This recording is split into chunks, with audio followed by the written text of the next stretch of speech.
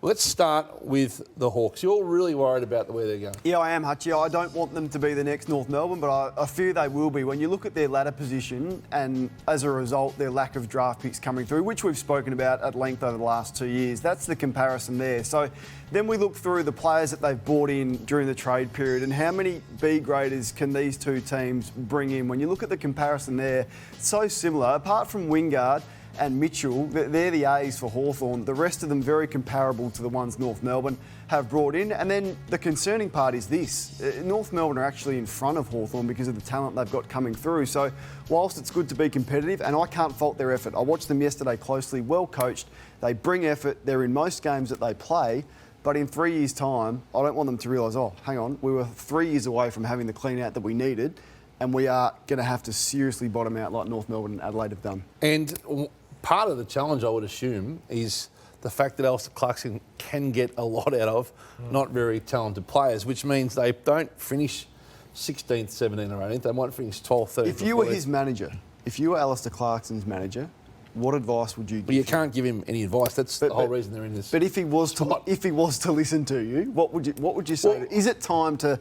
Like, to me, he's got Collingwood all over him. Like, if he had the challenge to go and play coach Collingwood, let someone else come in for the rebuild at Hawthorn, perfect scenario. But he doesn't feel like. But where are Collingwood at, Kane? Though, isn't that maybe starting again at times? Yeah, but if you got Clarkson in with Collingwood, the fresh buzz of Clarko, get the best out of Sidebottom still for the last 3 years of his career, the talent they've still got, perhaps go and get a free agent. I don't think they're the fit for Clarkson. I do. The challenge they got, he has to take some responsibility for the shape of the list at Hawthorn. I think he gets off a little bit light on the start of the list. He's tried to squeeze the lemon. He's been a little bit too self-confident in his own abilities, and he does get the best out of players. I'm with you. You can't fault the way they're playing. Even their kids are playing a bit better than their profile, but that's part of their problem. Someone that's strong at Hawthorn has to say. That's right, and you look at the teams that are going well at the moment. The Sydney Swans, I know they've had academy players, but growing through kids. Port Adelaide, absolutely amazing kids. Even Essendon now. You can see a little bit of hope because of the kids that are in their team. Melbourne is rebuilding off the back of Fremantle, the other one, who I just want to touch on, Hutchie, on the Fremantle Dockers.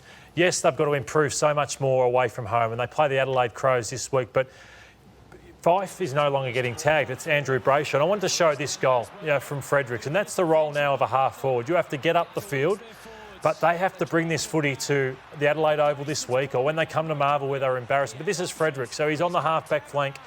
Now he ends up on the half-forward flank or in the goal square, kicking a goal. So I'm seeing a lot of that. Chera, Brayshaw, Sarong, Sean Darcy had a great game. So they've taken the hard yards, Fremantle, but now starting to reap the benefits of going back to the draft.